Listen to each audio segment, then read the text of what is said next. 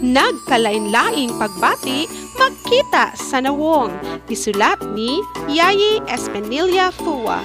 Gidibohon ni Ken Bautista. Nagkalain-laing pagbati magkita sa nawong.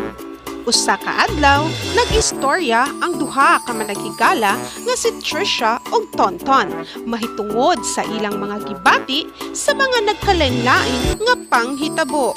Niingon si Trisha, "Tonton, nalipay kaayo ko kung makakita sa akong paboritong salita sa telebisyon ug kung basahan ako ni Mama og istorya sa libro."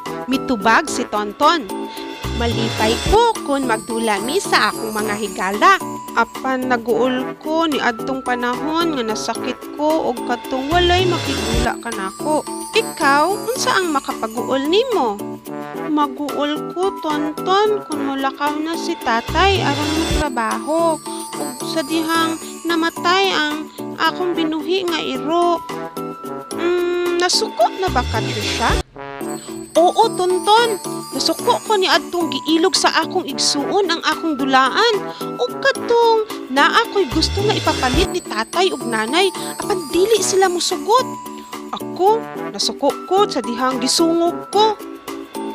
Ila usab giistoryahan ang makapahadlok nila sama sa ngit-ngit ug kung maghuna-huna sila nga adunay ungo.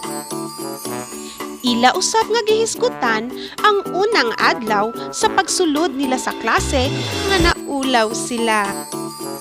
Lakip na ang pagbati nga maisugon kung mobisita sila sa doktor ug kung mag-inusara nga mosulod sa klase. Nagkalain-laing pagbati makita sa nawong. Gisaysay ni Rosana C. Rojo sa Maribago Elementary School.